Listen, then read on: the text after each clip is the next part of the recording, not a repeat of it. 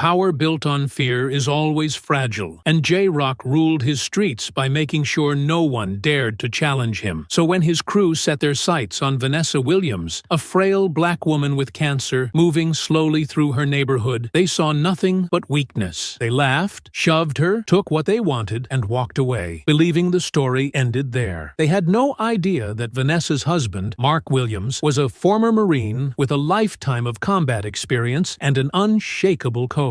He had walked away from violence once, but when he found his wife bruised and broken, there was no turning back. Now, as J-Rock's empire begins to crack from the inside, Mark is closing in, not with reckless fury, but with the precision of a man who never lost a war. Before we go any further, comment where in the world you are watching from and make sure to subscribe. Vanessa Williams took slow, measured steps along the cracked sidewalk, pulling her coat tighter against the crisp afternoon air. The late autumn sun cast a golden glow over the neighborhood, spilling through thinning tree branches, dappling the pavement with fleeting patterns of light and shadow. It should have been comforting, but she barely felt its warmth. The world had changed since her diagnosis.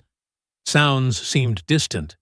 The air always a little heavier. Even the scent of the city, a mix of car exhaust, rain-damp earth, and simmering spices from corner kitchens, felt different now, less familiar, as if she were moving through a version of reality she no longer belonged to.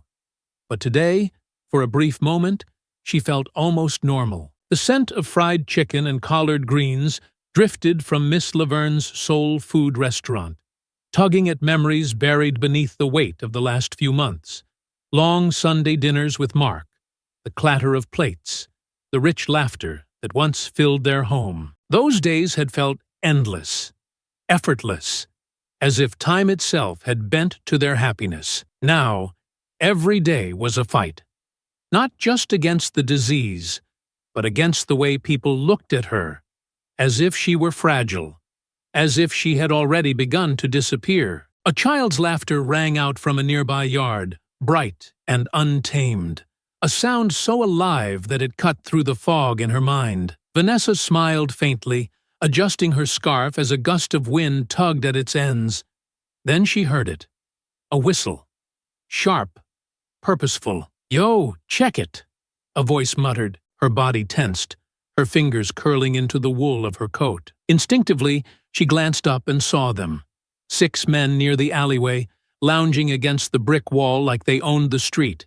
Their postures loose, but their eyes sharp. "Damn," one of them chuckled. "She's sick or something?" The words hit like a slap, cutting through her fragile moment of peace. Vanessa lowered her gaze, quickened her pace. "Keep walking." "Where you going in a hurry, Auntie?" "Keep walking. Don't look back." Her heartbeat thudded in her ears, pounding like a drum against the inside of her skull. "Keep walking. Don't look back."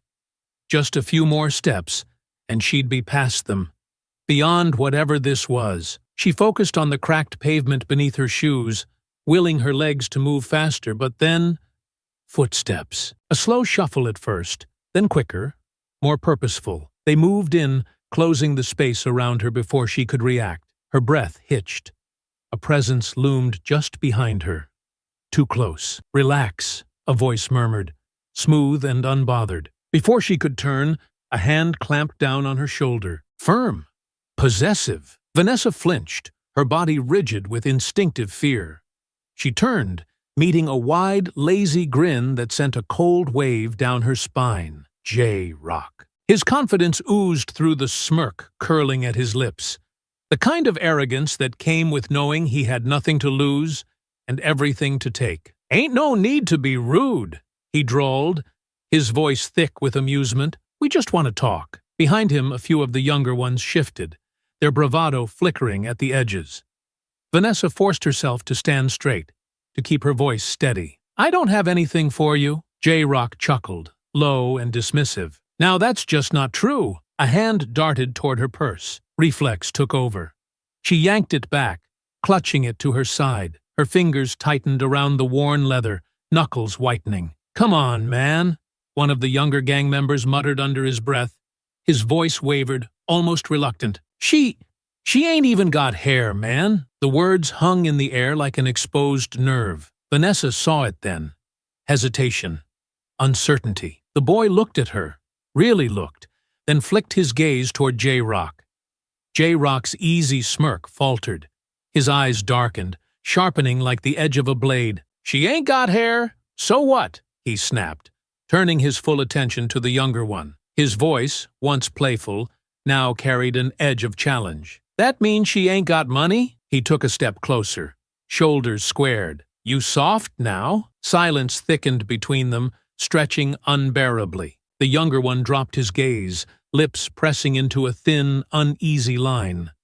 Vanessa's fingers trembled where they clutched the strap of her bag. The cold air bit at her exposed skin, but the chill running through her had nothing to do with the weather. She swallowed hard. "Please," she whispered, the word barely escaping her lips. For a second, no one moved. Then J-Rock shoved her. Hard. She stumbled, her shoulder slamming into the rough brick wall. Pain flared up her side, sharp and immediate, knocking the breath from her lungs. She barely had time to recover before another hand yanked at her purse, the force jerking her forward. She clung to the strap, her fingers burning as it was ripped from her grasp. The sting shot through her palm, and she gasped, clutching her wrist, as if that could somehow stop the tremors in her hands. One of the younger ones, the hesitant one, shifted uneasily. His sneakers scuffed against the pavement as he took a small step back. "Yo, we don't need to!" J-Rock's head snapped toward him, his expression darkening. His voice was sharp, cutting through the moment like a blade. "You got something to say?" A pause, heavy with tension. The younger one's lips parted, but he hesitated too long. "Nah," he mumbled, eyes dropping to the ground. Vanessa barely had time to brace herself before another shove sent her sprawling. This time, there was no wall to catch her. The pavement was unforgiving. Cold, hard, unyielding. Her knees scraped against the rough concrete, and she landed on her side, the shock of the impact leaving her momentarily dazed. The chill of the ground seeped into her skin, its unforgiving surface pressing against her cheek. J-Rock crouched beside her, his presence looming, his breath warm against the cold air. There was something in his eyes, something sharp and cruel, a flicker of satisfaction as he reached forward. She flinched, expecting another blow, but instead, his fingers curled around the edge of her scarf. Without hesitation, he yanked it away. The cold air hit her bare scalp. Silence. A shift in energy. One of them moved, barely perceptible. Discomfort creeping into his stance. "She got cancer, man," someone muttered, the words hanging in the air, heavier than the silence that followed. "So?"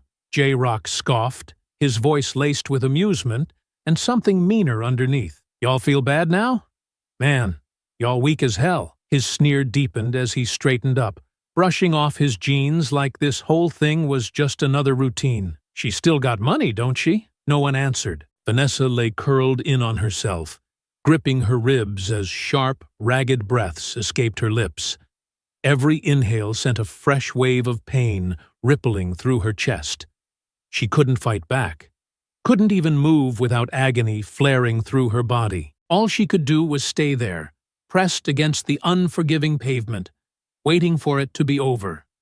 Somewhere above her, footsteps shuffled, the sound of sneakers scuffing against concrete. Some of them were leaving. Some, but not all. And then J-Rock's voice cut through the moment like a blade, cold and final. "Nah, we ain't done." Vanessa's stomach twisted. She forced herself onto her hands and knees, desperate to push herself up, to get away, to do something. But before she could rise, pain exploded in her side. A boot crashed into her ribs, knocking the breath clean out of her lungs. A sharp, agonizing crack tore through her, splintering her senses. She barely registered the pavement slamming against her back as she crumpled, choking on a strangled cry of pain. "Damn," someone muttered, their voice edged with uncertainty. "Yo, Jay, we got what we came for, man." "Shut the hell up," J-Rock snapped. His tone was different this time, sharper, laced with irritation. He crouched down beside her again, his shadow stretching over her, swallowing what little light was left. He was enjoying this, dragging it out, making sure she knew he had the power here. Vanessa clenched her jaw, her hands curling into fists as she fought back the burn behind her eyes. Don't cry. Don't give him that. She wouldn't let him see her break. Slowly, she turned her head, forcing herself to look at them, to see their faces. Some of them wouldn't meet her eyes. Some looked away, shifting uncomfortably, their postures rigid with unease. The one who had spoken earlier, the hesitant one, stood stiffly with his hands shoved deep into his pockets. Leon.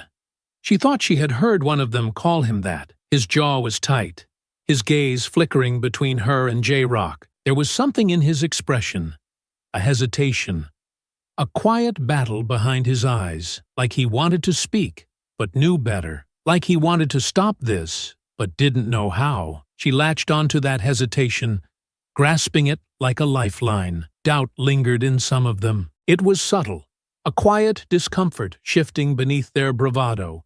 But it was there. Not all of them wanted this. Not all of them were like him. J-Rock, however, had no hesitation, no second thoughts, no flicker of remorse.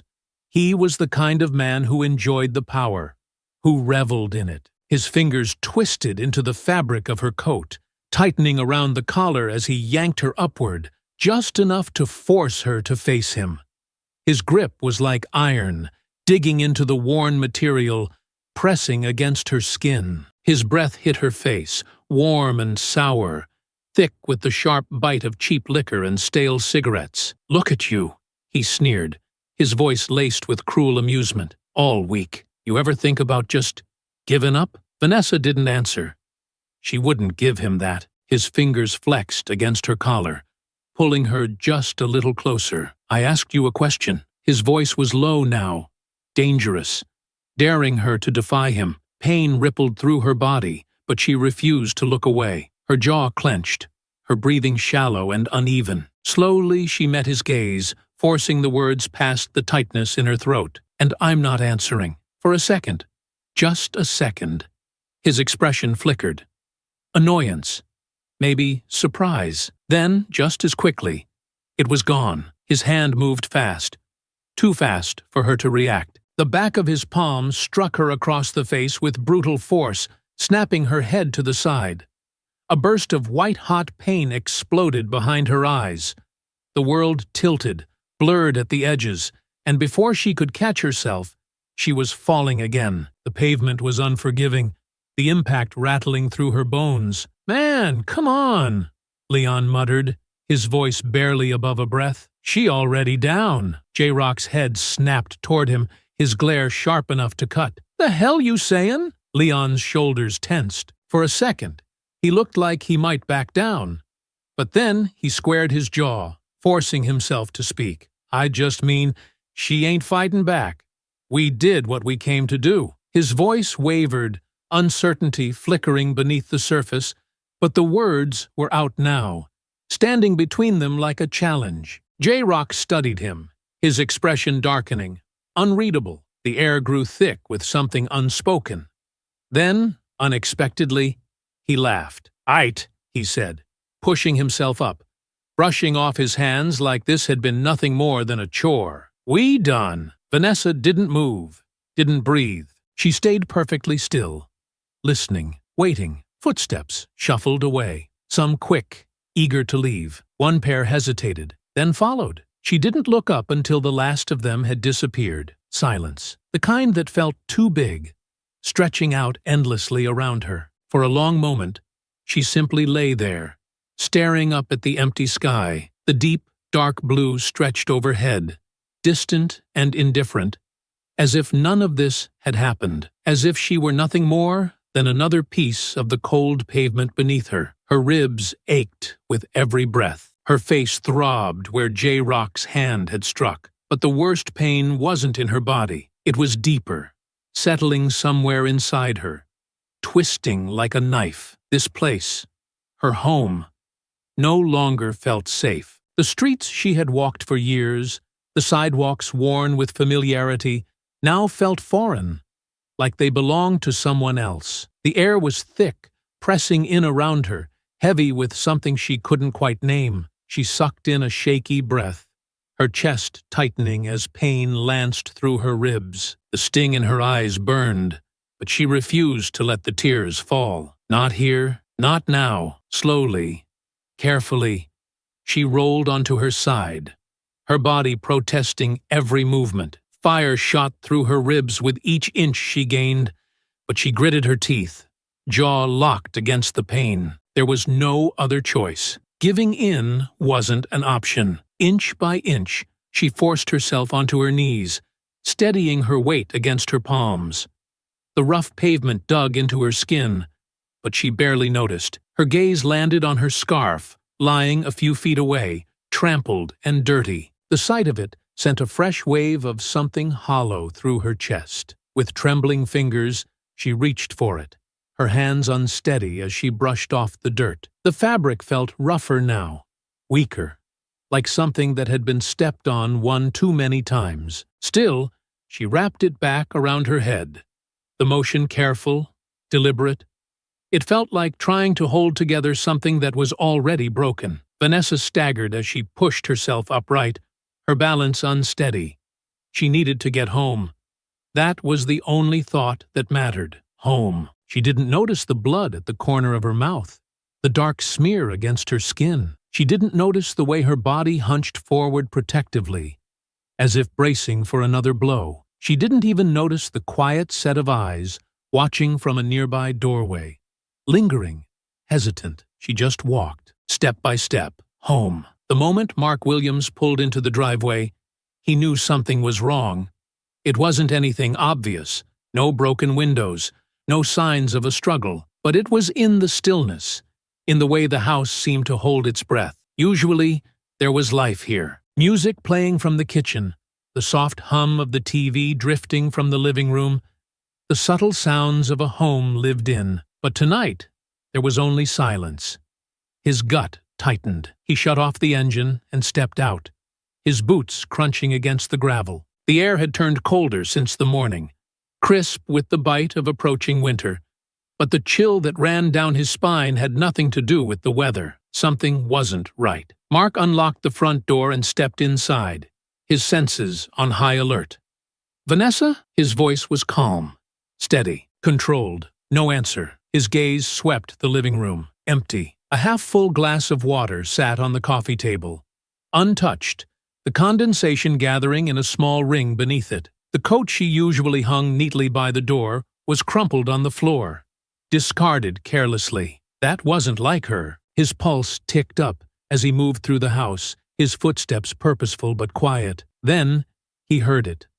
Water running. His head turned toward the bathroom, where a thin stream of steam curled from the cracked doorway, bleeding into the dim hallway light. Mark approached quietly, pushing the door open just enough to see her. Vanessa stood at the sink, a damp washcloth pressed against her cheek. Her scarf lay neatly folded on the counter beside her, untouched, but her hands trembled as she dabbed at her skin. The deep purple bruise blooming along her jaw made his breath catch, a slow, burning rage igniting in his chest.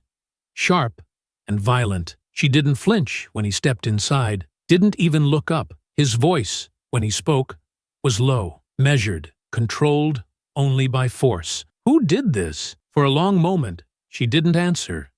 She just kept scrubbing at a spot on her arm, her fingers moving in slow, desperate circles, as if she could scrub away what had happened, as if she could erase it from her skin, from her mind. But no matter how much pressure she applied, no matter how raw her skin became, the feeling wouldn't leave. The dirt, the fear, it was still there, buried deep beneath the surface. Vanessa. Mark's reflection appeared beside hers in the mirror, his gaze steady, searching. He didn't speak again, didn't push her for an answer, but the way he looked at her, like he could see right through the act, right through the mask she was barely holding together, made her chest tighten, her lip trembled, just slightly. Then her shoulders sagged, and she finally let go. The words spilled out, shaky at first, then all at once.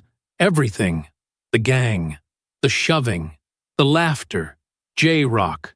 How some of them had hesitated when they saw she was sick, but how that hadn't stopped them. How nothing had stopped them. Her voice wavered as she spoke, but she forced herself to say it all, to let him hear what had been done to her. By the time she finished, Mark's fists were clenched so tightly his knuckles had gone white. His face remained unreadable. His expression calm, controlled. But Vanessa knew him. She could see it. The fury simmering just beneath his skin, coiled like a predator waiting for the right moment to strike. His breathing was even, measured, but there was tension in every inch of him, in the rigid set of his jaw, in the way his chest rose just a little too sharply with every breath. Then, slowly, he exhaled, forcing his fingers to uncurl, willing his voice to soften. "Come here." She hesitated, only for a second, before stepping into his arms. The moment his arms wrapped around her, she pressed her face into his chest, her body sinking into his warmth, his steady heartbeat beneath her cheek. "I got you," he murmured against her hair, his voice quiet but firm. "I promise you, baby. I got you." Vanessa nodded, the movement small, barely there, but she didn't ask him what he meant. Because she already knew. Mark helped her to bed, his movements careful, almost reverent, as he tucked the blanket around her, smoothing the fabric as if afraid she might break. He lingered, his palm resting against the scarf covering her head, his thumb brushing over the edge before he finally pulled away. She was already fading into sleep, exhaustion pulling her under. Then, without a sound, he stepped out of the room and pulled out his phone. First call, Detective Lisa Monroe. She picked up on the third ring, her voice laced with familiarity but also fatigue. "Williams," she greeted. "What's up?" Mark's grip tightened around the phone. "My wife was attacked." His voice was flat, cold. A pause. Then Monroe's breath hitched, the sharp intake barely audible over the line. "What? You serious? Would I be calling if I wasn't?" Another pause, this one heavier. Then the shift, the tone he recognized, the professional one, the one that meant she was already moving, already putting the pieces together in her mind. "Where? When?" Mark gave her the details, every word clipped, precise. The names, the location, what they took. Monroe was silent for a moment. Then she sighed. "Listen," Monroe said carefully, her voice measured, threading caution between her words. "I'll put in the report, and I'll push it through. But I gotta be real with you. J-Rock's got ties. Not just to the streets, but to some people who'd rather not see him locked up. This case might not move fast." Mark's grip on the phone tightened, his fingers flexing around the smooth surface.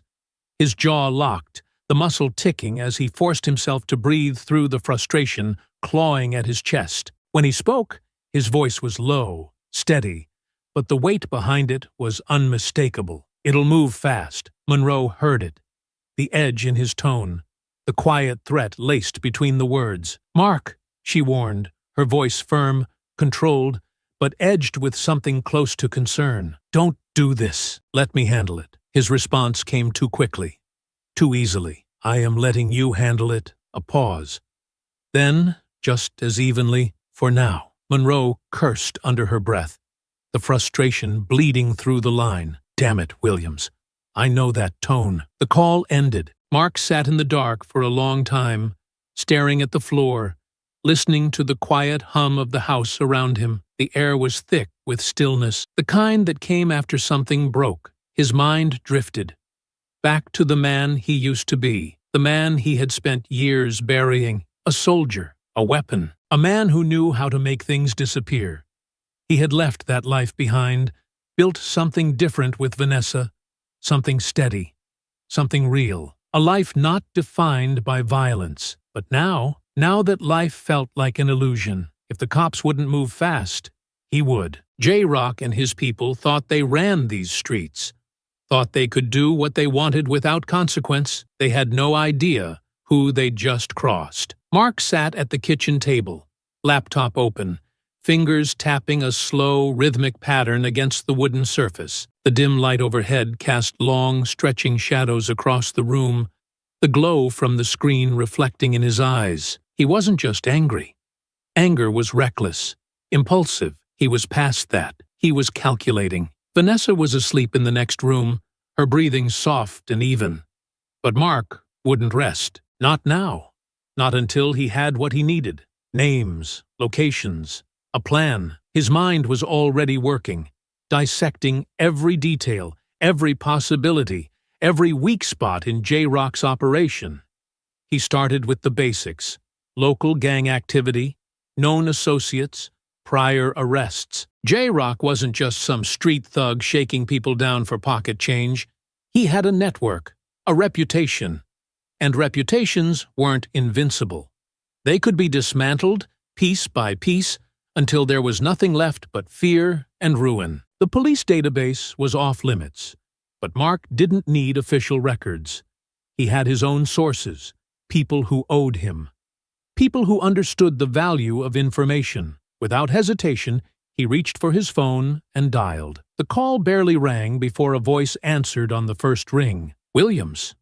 A pause, a slight shift in tone. It's been a while. Too long. Mark muttered, his voice low, clipped. I need intel on a crew out here. J-Rock's people. You got anything on them? The man on the other end exhaled slowly, the sound of hesitation clear even through the phone. That's a dangerous name to be asking about. Mark didn't respond. He didn't need to. Silence had a way of making people uncomfortable, of pressing down until they felt the weight of it. Sure enough, the voice on the other end filled the empty space. Runs low-level street stuff. Drugs, weapons, intimidation. Police don't touch him much, either too scared or too paid off. Mark's fingers tapped lightly against the table, his expression unreadable. That all? A sigh came through the line, followed by a pause, like the man on the other end was debating whether to say more. There's a kid in his crew. Leon Harris. Young, not deep in the life yet. Might be the only one with a conscience. That was enough. A crack in the armor. A weak link in the chain. Appreciate it, Mark said, his voice flat, final. He ended the call without another word. Finding a gang member in this city wasn't difficult. They moved in patterns, predictable routines they thought made them invisible, but only made them easier to track. Same streets, same habits, same spots where they felt untouchable. You just had to watch long enough. Mark parked down the street from a rundown liquor store, engine off, hands resting on the wheel, scanning the sidewalk with the practiced eye of someone who knew exactly what he was looking for. Leon was there, just like he expected.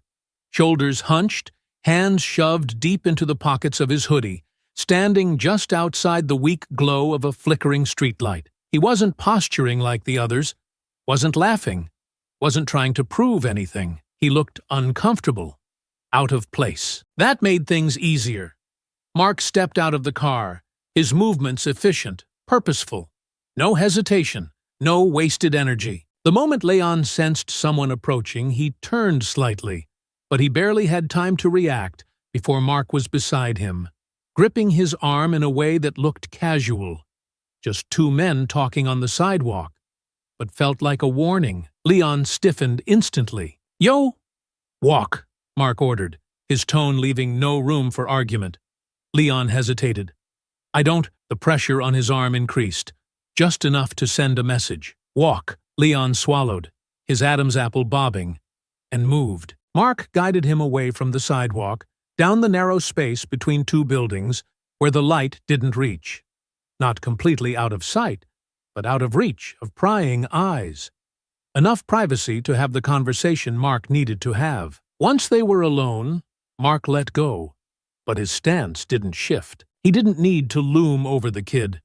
His presence alone was enough to make Leon uneasy. I know who you run with, Mark said, his voice even, steady. I know what happened yesterday. Leon shifted his weight, his sneakers scraping against the pavement, his gaze flicking toward the mouth of the alley like he was calculating his odds of running. Mark saw it before he even moved and took a step forward, cutting off the exit without a word. Leon sighed, rubbing a hand over his face, shaking his head. Man, I don't want no trouble. Then don't make any. Mark's voice was cold, sharp, giving nothing away. Tell me about J-Rock. Leon exhaled sharply, his breath shaky, uneven. His shoulders tensed, his body language screaming hesitation. I can't, man. He finds out I've been talking. He cut himself off, shaking his head, already regretting saying too much. He won't, Mark said, his voice calm but firm. Not if you're smart. Leon rubbed a hand over his face, the weight of the situation pressing down on him. His fingers twitched. His foot tapped restlessly against the pavement. He was scared, and for good reason. But fear made people talk just as much as it made them stay quiet. Look, Leon started, his voice lower now, as if saying it out loud made it worse. I didn't even want to be there. Some of us, he hesitated, glancing away before finally admitting the truth. We didn't want to mess with your wife. We saw she was sick, man. We ain't heartless. Mark's jaw clenched, his hands curling into loose fists at his sides, but he forced himself to stay still, to listen, to wait. Leon let out another breath, frustration mixing with fear. J-Rock don't care about none of that. He says we do what we told, no exceptions. His voice dropped, his posture shrinking. And if we don't? Mark didn't need him to finish the sentence. He knew exactly what came next. Men like J-Rock only held power through fear, through control, through making sure that stepping out of line had consequence. Leon hesitated again, then muttered, but not all of us are like that. Mark raised an eyebrow. Who? Leon licked his lips, eyes darting toward the alley entrance before he sighed. Devin and Marcus. They ain't like the others. They don't want to be in this any more than I do. They just don't have a choice. His voice lowered, like he wasn't sure if he should be saying this. J-Rock keeps him in check the same way he does the rest of us. Fear. But if they saw a way out, Mark considered that. He wasn't looking for recruits, but knowing who in the gang wasn't loyal could be useful. They just following orders, Leon continued. They ain't the ones making the calls. Mark gave a slow nod, filing the information away. He studied Leon for a long moment. Leon swallowed hard. His jaw worked, his mind racing through possibilities, through outcomes, through what happened if he gave up the wrong name. Then, finally, he sighed, shoulders sagging under the weight of inevitability. If you go after J-Rock, man, be careful. He got more than just gangbangers. He got connections. Mark gave a single nod, his face unreadable, his tone final. So do I. Then, without another word, he turned and walked away. Leon didn't follow. He just stood there, exhaling slowly, watching as Mark disappeared into the night. His hands remained in his pockets, fingers twitching with nerves. He had just given up information he shouldn't have, and he knew it. Whether or not he regretted it, that was another matter entirely. When Mark went home, the house was quiet except for the soft hum of the refrigerator and the occasional distant wail of a siren outside. The kitchen light cast a dim glow over the table where Vanessa sat, hands wrapped around a cup of tea. She had been waiting. Mark stepped inside, his movements slow but deliberate. He didn't look exhausted, but she knew him well enough to see the weight in his shoulders. He set his keys down, exhaled, and met her gaze. You're not asleep, he said. Vanessa's fingers tightened slightly around the mug. Neither are you. Mark didn't answer right away. Instead, he pulled out a chair and sat across from her, leaning forward with his forearms resting on the table. There was a beat of silence, just the two of them in the stillness of the night. Then, finally, Vanessa spoke. You've been out all night. Mark nodded. Had to get some information. She sighed, rubbing a tired hand over her forehead. And Mark hesitated. He had spent years keeping parts of himself locked away from her, not out of distrust, but out of instinct. But this wasn't the time for half-truths. I found some cracks in J-Rock's crew, he admitted. Not all of them are loyal. Some of them are scared, following orders because they have to. Vanessa studied him for a moment, then set her cup down carefully. And what exactly do you plan to do with that? Mark held her gaze. I'm going to turn them. Vanessa inhaled sharply, shaking her head. Mark, this isn't just about him anymore, Mark said, his voice steady. His whole operation runs on control. Fear. If I take that away, if I give people a reason to stop following him, he falls apart. Vanessa searched his face, her jaw tightening. And what if that doesn't happen? What if all this does is make him angrier, more reckless? Mark leaned back slightly, running a hand over his chin. Then I make sure he doesn't have a way out. Her eyes darkened. What does that mean? Mark was quiet for a long moment before he finally said, It means I don't leave anything to chance. Vanessa exhaled, shaking her head. You sound like you're going to war. Mark's lips pressed into a firm line. I am. A heavy silence settled between them. Vanessa looked down, fingers absent-mindedly tracing the rim of her mug. You said you left that part of yourself behind, she murmured. The soldier, the man who knew how to break people down. Mark's jaw tightened. I did. She lifted her gaze to meet his. Then tell me, who are you right now? That question hung in the air longer than either of them expected. Mark leaned forward again, resting his elbows on the table, his expression unreadable. I'm the man who makes sure you never have to be afraid again. Vanessa let out a breath, shaking her head. Mark, I need you to be smart about this. I know you. I know the way your mind works when you get like this. You see a target, you see an objective, and you don't stop until it's done. He didn't deny it. Her voice softened, but there was an urgency beneath it. I'm asking you, whatever you do, whatever plan you have, don't lose yourself in it. Mark studied her, his gaze unwavering. Then, slowly, he reached across the table and covered her hand with his. His grip was warm, solid. I won't, he promised. She held onto his hand for a moment, searching his face for something. Assurance, restraint, hope, maybe all of them. The next evening, the city pulsed around Mark, alive in its own way, breathing through the hum of street lights and the distant wail of sirens. The damp pavement glistened under flickering neon signs, the air thick with the scent of rain, exhaust, and the stale remnants of fast food. Mark moved through it like a ghost, his steps measured, his presence blending into the shadows. He had the location. He had the names. Now, he needed leverage. J-Rock's operation wasn't something he could dismantle in a single night. That wasn't how this worked. It had to be methodical, precise. He needed to shake the foundation before he brought the whole thing crashing down. That meant finding the weak spots, the ones who had hesitated, the ones who had flinched when Vanessa was on the ground. Leon had given him two names, Devon and Marcus. They weren't leaders.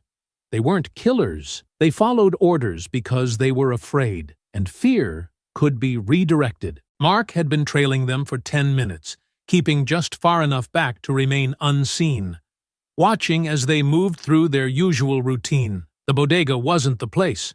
Too many people, too many cameras. He needed isolation, needed control. He waited, patient as ever, until they veered off onto a narrow alley behind a row of run-down apartments.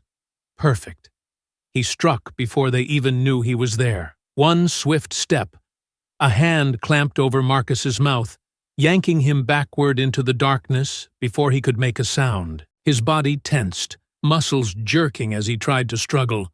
But Mark was stronger, faster. Devon barely had time to react before an elbow drove into his ribs, the force of it knocking the air from his lungs. He doubled over with a wheeze, his hands gripping his stomach as he stumbled. Marcus tried to shout, but Mark twisted his arm behind his back, wrenching it at an angle that sent a sharp jolt of pain through his shoulder. His knees hit the ground with a dull thud, breath coming fast and panicked. Devon staggered, wide-eyed, glancing between Mark and his friend, panic creeping up his spine. Then, stupidly, he lunged. Mark moved faster, his body reacting with the efficiency of someone who had done this before. Devon barely had time to register the movement before a sharp palm strike landed against his throat. Controlled, precise. The force sent him reeling against the alley wall, his hands flying up to his neck as he choked on a ragged, gasping breath. His lungs fought for air, his knees buckling slightly as he coughed, struggling to regain control. Marcus thrashed, his body jerking in a desperate attempt to free himself, But Mark's grip was iron, unyielding. He tightened his hold just enough to remind him that resistance was useless. "Don't!" Mark warned, his voice quiet, almost calm. But there was no mistaking the edge underneath. Dangerous. Final. Devon groaned, still clutching his throat, his voice rough and uneven, as he wheezed out, "What the? Who the hell?" Mark ignored him. He wasn't the target. Not yet. His attention stayed locked on Marcus, the weaker of the two, the talker. "You know who I am?" Mark asked, his tone even, controlled, without a hint of emotion. Marcus gulped, his breath coming fast, uneven. Nah, man, I don't." Mark yanked his arm just a fraction tighter, just enough to send a jolt of pain up through his shoulder. Not enough to break it, not yet, but enough to make sure Marcus understood who was in control. "You were there," Mark said, his voice steady. "When she was on the ground, You saw her, and you hesitated." Devon sucked in another shaky breath, his throat still raw from the strike.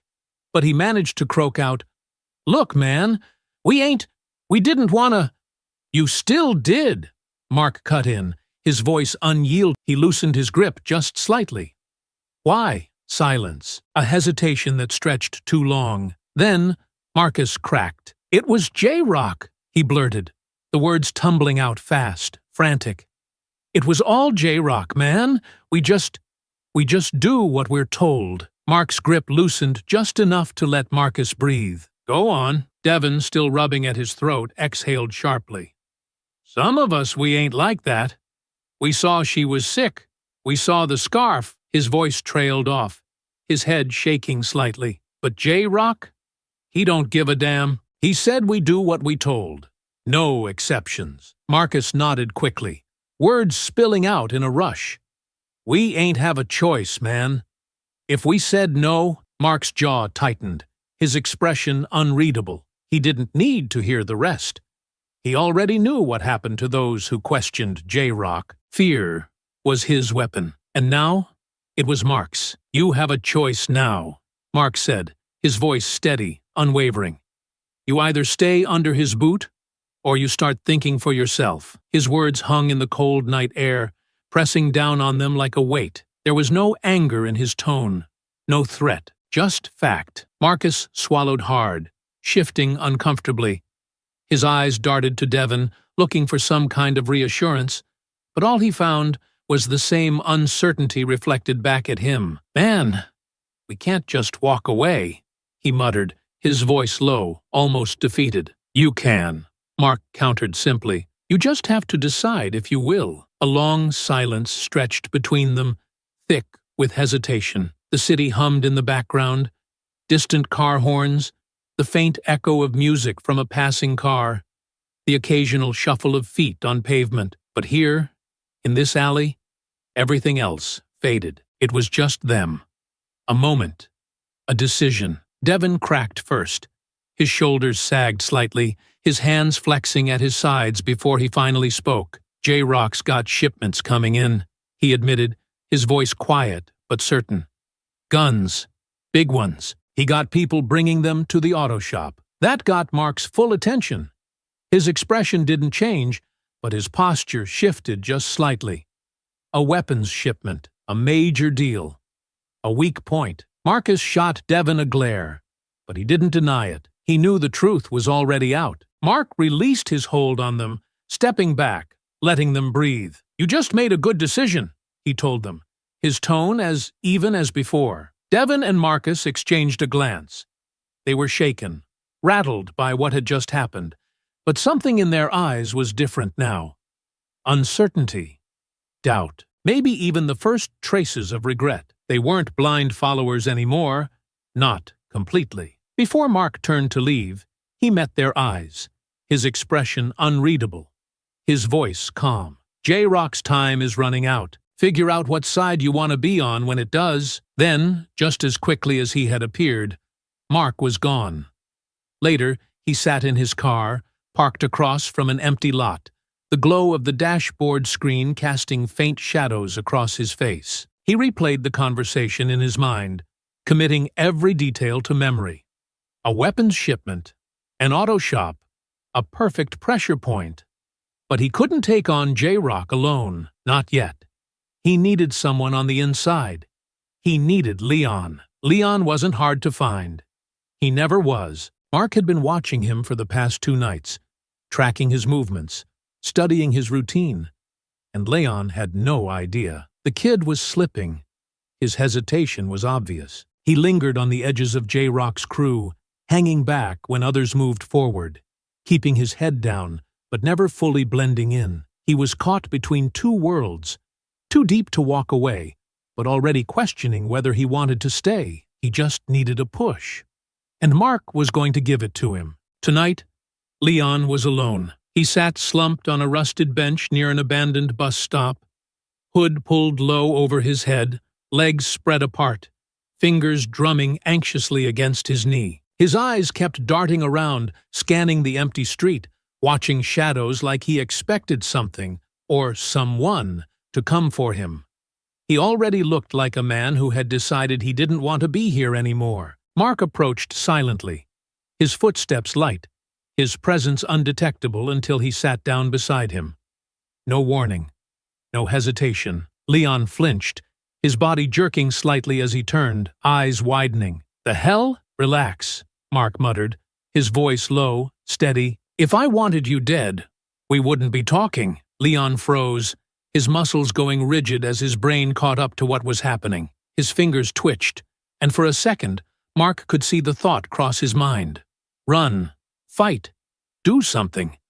But instead, he exhaled sharply and shook his head. His voice was tight when he finally spoke. "What do you want?" Mark leaned forward, elbows resting on his knees, his expression unreadable. His voice was calm, measured, giving nothing away. "You already know." Leon let out a harsh breath, shaking his head. "Man, I already told you what I know. You told me where J-Rock operates." Mark cut him off, his tone precise, leaving no room for argument. "I need more." Leon scoffed, his defenses rising, a weak attempt at bravado. "Why would I help you?" Mark turned his head slightly, studying him, letting the moment stretch. Then, just as evenly, he said, "Because you're already thinking about it." Silence. Leon shifted, his weight moving uncomfortably on the bench. He clenched his jaw, staring straight ahead, like the answer might be written somewhere in the cracked pavement. "J-Rock finds out, he won't." Mark's response was sharp, cutting through the excuse before Leon could even finish it. Leon's fingers curled into fists. His jaw worked as he ground his teeth, frustration battling against the truth he wasn't ready to say. "You don't get it, man. You don't just—" "You hesitated." Mark's voice was quieter now, deliberate, pressing into the cracks. "You knew what was happening to my wife was wrong. You wanted to stop it. But you didn't." Leon flinched, his jaw tightening. But Mark wasn't done. His words weren't just meant to be heard.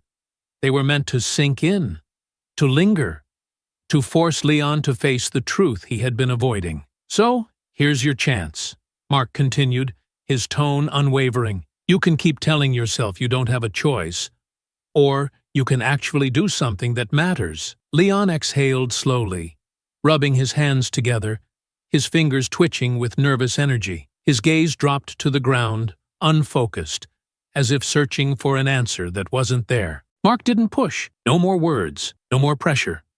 Just silence. Then, finally, Leon broke. "I don't want this life," he admitted, his voice barely above a whisper. "Not like this." Mark nodded once. Good. The kid still had a conscience. That was something he could work with. Then, without hesitation, he laid out the plan. Leon listened, head down, nodding occasionally, his mind processing every detail. Mark had no interest in playing fair. "This doesn't end with me walking in and throwing punches," Mark said, his voice firm. "We do this right. We rip him apart from the inside." Leon swallowed hard, shifting slightly. "How?" Mark's eyes were sharp, unyielding. "We turn his own people against him." Leon let out a sharp breath, rubbing the back of his head. "J-Rock keeps everyone in line. You go against him, you're done. So let's make them realize," Mark said, leaning in just slightly, "that he's not as untouchable as he thinks." Leon hesitated, his fingers flexing against his knees. "Man, I don't know." Mark gave him one last push. You do nothing, and J-Rock stays in power. He'll keep making you do worse and worse until there's no coming back. His voice was low, cutting, pushing right where it needed to. Leon's fingers curled into fists. Mark continued, You start choosing your own fate. A long, tense silence filled the space between them. Then, Leon exhaled, slow and steady, and nodded. I'm in. The first step was planting seeds of doubt. Leon knew exactly which members were already uneasy. Devin and Marcus were just the beginning. There were others, the ones who followed orders because they were afraid. The ones who never spoke up but hesitated just a second too long when things got ugly. J-Rock relied on control, on fear, on the assumption that no one would dare step out of line. But fear could be turned against him. Leon worked carefully, moving in the spaces where J-Rock wasn't looking. Quiet conversations in dark corners, whispered warnings that left lingering thoughts, small pushes in the right direction. Yo, man, you ever think about how J-Rock don't care about who gets hurt? It's always us taking the heat. You really think he got your back? He'd throw any one of us under the bus if it meant saving his own ass. Man, I don't know. Something about this whole thing don't sit right. Doubt. It spread like a virus, slow at first, almost invisible, but once it took root, it grew. And J-Rock's crew was starting to fracture, not enough to make him notice yet, but enough to weaken him. Mark and Leon had every key detail locked in now. Some of his own men were already questioning him. Now, Mark just had to strike. J-Rock had been in the game too long to ignore the signs. Something was shifting beneath him, and he didn't like it. His crew wasn't moving the way they used to. Too much hesitation, too many sideways glances. He had spent years making sure no one dared to question his orders. And now, suddenly, there was doubt. He wasn't stupid. Someone was pulling strings behind the scenes, trying to turn his own people against him. That wasn't going to happen. He stood in the back of his auto shop, leaning against the frame of an old car, while the sounds of wrenches and grinding metal filled the air. He let his gaze scan the room, taking mental inventory of who was there and who wasn't. Marcus and Devin had been scarce, and Leon had been keeping his head down. That wasn't a coincidence. J-Rock flicked his chin at Darius, his most trusted enforcer, lowering his voice so only he could hear. Somebody out there think they can play games with me. I need you to remind them how this works. Darius nodded, his expression unreadable. You want 'em gone? J-Rock smirked, shaking his head. Not gone. Hurt. I want 'em to understand what happens when you step out of line. Darius didn't hesitate. He rounded up 4 of his best guys, the ones who didn't ask questions, who carried out orders without hesitation. It didn't take long for them to find out who had been stirring things up. Mark Williams. Mark had been watching them for days, waiting for the moment they made their move. He had seen the same faces trailing him, the same car parked a block away from his house, the same men who thought they were being discreet. He had spent too much time dealing with threats in war zones to miss the signs. The difference was, in war, men who scouted their target usually didn't make it back. He knew they were coming, so he gave them exactly what they wanted. Leading them to an abandoned warehouse on the outskirts of the city, he made sure they thought they had him cornered. The building had been sitting empty for years, its metal beams rusted and the air thick with dust. No security cameras, no one around to hear what was about to happen. By the time Darius and his men stepped inside, Mark was already waiting. The door creaked as the first man entered, glancing around warily. The others followed, their footsteps cautious, scanning the darkness ahead. Darius was the last to step inside, gun drawn, his jaw tight with focus. Williams, he called, his voice echoing off the high ceilings. We know you here, man. You've been real busy, haven't you? Silence. Then the lights cut out. Panic rippled through the group. Someone muttered a curse under his breath. Another reached for his weapon, shifting uneasily. A scuffle broke out in the darkness, a grunt of pain, a heavy thud. What the? Before the words finished, a second body hit the ground. Darius turned sharply, his pulse hammering. Stay together, he hissed. Then, from the shadows, Mark's voice. Should have brought more men. Darius swung his gun toward the sound, but Mark was already moving. A hard strike to the wrist sent the weapon clattering to the ground. Another quick motion, Mark's elbow slamming into his ribs, sent Darius stumbling back. One of the others charged blindly. Mark sidestepped, catching the man's arm and twisting it behind his back before driving him into a rusted beam with brutal efficiency. Another attacker pulled a knife, lunging forward. Mark intercepted him smoothly, knocking the blade free and following with a precise strike to the ribs. The man groaned as he collapsed to the ground. The last remaining man hesitated, glancing between his fallen crew and Mark. A choice hung in the air. He made the right one. He bolted. Darius was breathing hard, clutching his ribs as he struggled to stand. He watched as Mark crouched down, picking up his discarded gun and ejecting the magazine before tossing it aside. Mark met his gaze, his expression unreadable. "Go tell J-Rock," he said evenly. This was his warning. Darius hesitated for a long moment before stumbling toward the exit, disappearing into the night. Mark didn't move until the sound of his retreating footsteps faded. He exhaled slowly. This wasn't over. It was just beginning. Darius staggered back into the auto shop, his lips split, his shirt torn, and his breath ragged. The second J-Rock saw him, his grin disappeared. What happened? Darius wiped at his mouth, shaking his head. "It's him," he muttered. "Ain't just some dude, Jay. He took us apart like we was nothing." J-Rock narrowed his eyes, his fingers tapping absently against the armrest of the chair he was sitting in. His mind was already working, piecing together what this meant. He had underestimated Mark. Big mistake. Slowly, he exhaled, flexing his fingers. "All right," he murmured. "Enough of this cat-and-mouse shit." He pulled out his phone, dialing a number. "This ain't just about some warning anymore," he said, his voice steady. "I want him hurt. I want him to know that when you come at me, you don't walk away whole." There was silence on the other end of the call, then a short response. "It's done." J-Rock hung up, cracking his knuckles. "Let's see how much fight this dude really got." The next morning, the police station operated like it always did. Phones ringing in an endless cycle, tired officers shifting between desks with coffee cups in one hand and paperwork in the other, the stale scent of burnt coffee and ink thick in the air. There was a rhythm to it, a slow-moving, never-ending machine churning through cases that would likely never see the inside of a courtroom. Another day, another crime that would slip through the cracks, another victim who would be told to wait. Vanessa Williams didn't have time for waiting. She didn't have time for bureaucracy, for half-hearted excuses, for a system that had already failed her once. She walked in with a purpose, cutting through the station's routine like a blade, moving with the kind of quiet determination that turned heads. Not to ask, not to beg. She had done that before, and she had nothing left to give. She was done waiting. Detective Lisa Monroe was seated at her desk,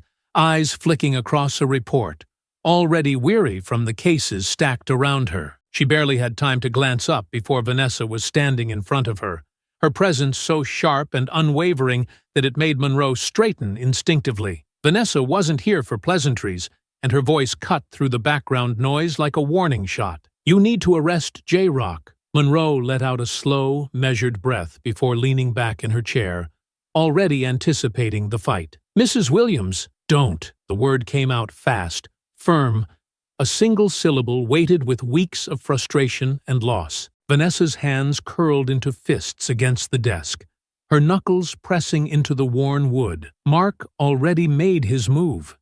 You had your chance to stop this before it started. Now, I'm telling you, it's only getting worse. Monroe's expression shifted, the neutral professionalism on her face giving way to something sharper, more alert. Her back straightened slightly, and for the first time, she truly studied Vanessa. The tension in her shoulders, the fire barely restrained in her eyes, the way her breath came too tightly controlled. "What exactly did he do?" Monroe asked, her voice clipped, her tone edged with something between concern and inevitability. Vanessa exhaled, and it was almost a laugh, but there was no humor in it. Just exhaustion, frustration, and something heavier beneath the surface. What he had to. Monroe let out a slow breath, her fingers pressing against her temple. There it was, the moment she had been dreading. She had known this would happen. She had known from the moment Mark Williams stepped into her office days ago. His voice too calm, his presence too still, his words too deliberate.